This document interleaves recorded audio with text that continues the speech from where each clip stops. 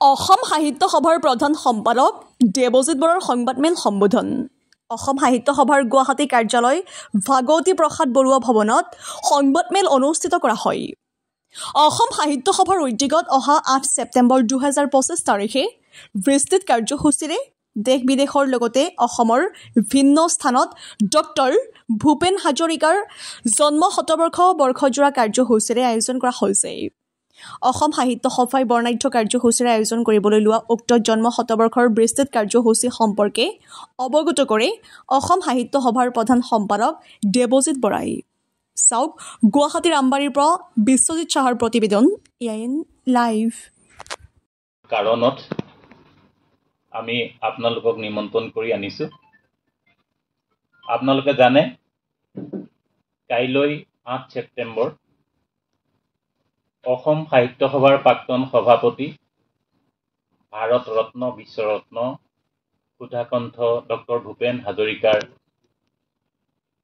জন্ম শতবৰ্ষ। কাইলৈ শুভাৰম্ভণি অনুষ্ঠান সমগ্ৰ ৰাজ্যতে অসম সাহিত্য সভাই জিলা সাহিত্য সভাসমূহৰ যোগেদি পালন কৰিব। আমি অসম সাহিত্য সভাই বছৰজোৰা কাৰ্যসূচীৰে সুধাকণ্ঠৰ জন্ম শতবৰ্ষ উদযাপনৰ কাৰণে প্ৰস্তুতি কৰিছো।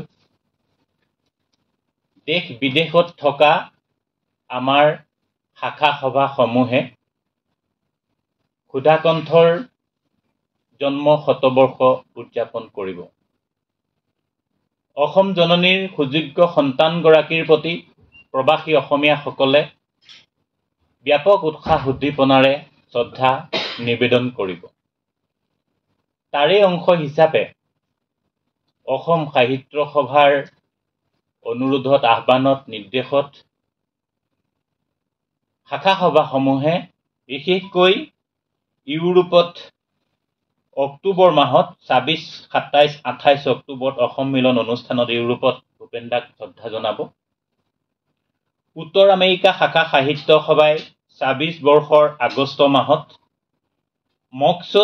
মস্কোত ৰাছিয়া সাহিত্য সভাই 26 চনৰ জুলাই মাহত, গ্ৰেট ব্ৰিটেইন শাখা সাহিত্য সভাই 26 বৰ্ষৰ জুন মাহত, ছুইজাৰলেণ্ড শাখা সাহিত্য সভাই 26 বৰ্ষৰ মাৰ্চ মাহত, জাৰ্মানী শাখা সাহিত্য সভাই 26 বৰ্ষৰ এপ্ৰিল মাহত, ছিংগাপুৰ শাখা সাহিত্য সভাই 26 বৰ্ষৰ ছেপ্টেম্বৰ মাহত, দক্ষিণ আফ্ৰিকাৰ ৰামধেনু শাখা সাহিত্য সভাই 26 বৰ্ষৰ জানুৱাৰী মাহত, কুৱেইট শাখা সাহিত্য সভাই 26 বৰ্ষৰ মাৰ্চ মাহত শতবৰ্ষ কাৰ্যসূচী ৰূপায়ণ কৰিব।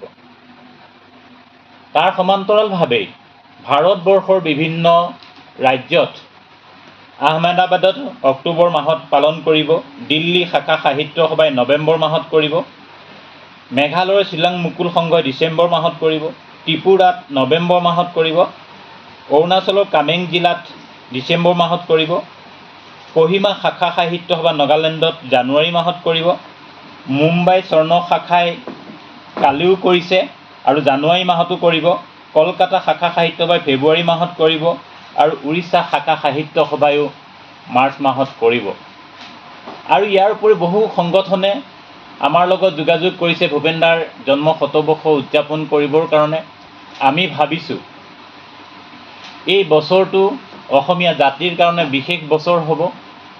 এগৰাকী সুসন্তানক অসমৰ ৰাইজে বুকুত মাজত লৈ ফুৰা ভূপেন দাৰ প্ৰতি শ্ৰদ্ধা নিবেদন কৰিব।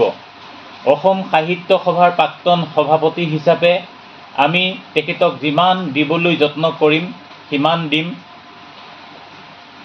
বাকীখিনি অসম মুলুকত আমাৰ যি জিলা সভা আছে, যি শাখা সভা আছে, সেই শাখা সভাসমূহে গোটেই বছৰটোতেই কাৰ্যসূচী ৰূপায়ণ কৰিব।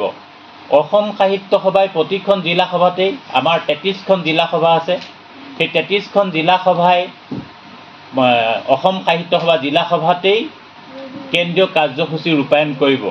প্ৰায় 1000খন শাখা সাহিত্য সভা আছে অসমৰ অৰঙে দৰঙে পাহাৰে ভৈয়ামে। প্ৰায় 1000খন শাখা সাহিত্য সভা আছে আৰু এই 1000খন শাখা সাহিত্য সভাই জন্ম শতবৰ্ষ উদযাপন কৰিব আৰু আমি এই সন্দৰ্ভত আমি শাখাসমূহলৈ ইতিমধ্যে আহ্বান পঠিয়াইছোঁ আৰু তেওঁলোকে যাৱতীয় কাৰ্যসূচী ৰূপায়ণৰ বাবে কাৰ্য ব্যৱস্থা গ্ৰহণ কৰিছে আমি অসমবাসী ৰাইজৰ ওচৰত সেৱা নিবেদন কৰিছোঁ এই কাৰ্যসূচীসমূহ সফল ৰূপায়ণৰ ক্ষেত্ৰত ভূপেন দাক সন্মান সহকাৰে জন্ম শতবৰ্ষত স্মৰণ কৰাৰ নিমিত্তে আপোনালোক সকলোৱে অসম সাহিত্য সভাৰ লগত সংপৃক্ত হওক আৰু অসম সাহিত্য সভাক এটা সঠিক দিশত আগুৱাই লৈ যাওক অসম সাহিত্য সভাৰ সভাপতি মহোদয় ডক্টৰ বসন্ত কুমাৰ গোস্বামী ছাৰ আৰু উপসভাপতি শ্ৰীযুত পদুম ৰাজখোৱা ছাৰৰ লগত আমি আলাপ আলোচনা কৰি আমাৰ কাৰ্যনিৰ্বাহক সমিতিৰ সদস্যসকলৰ লগত আলাপ আলোচনা কৰি সিদ্ধান্ত লৈ আমি বাস্তৱ ক্ষেত্ৰত অগ্ৰসৰ হৈছোঁ আমি অসমবাসীৰ পৰা সহায় সহযোগিতা বিচাৰিছোঁ এই কাৰ্যসূচীসমূহ ৰূপায়ণৰ বেলিকা আপোনালোকৰ সহায় আৰু সহযোগিতা আমাৰ প্ৰয়োজন আছে গতিকে সকলো ফালৰ পৰা সহায় সহযোগিতা কৰি ভূপেন দাৰ জন্ম শতবৰ্ষ যাতে আমি সফলভাৱে ৰূপায়ণ কৰিব পাৰোঁ তাৰ কাৰণে মই আপোনালোকৰ পৰা সহায় ভিক্ষা মাগিছোঁ যিকোনো খবৰ আৰু বিজ্ঞাপনৰ বাবে যোগাযোগ কৰক 7896121996 লগতে 7002537271 আৰু 9854011916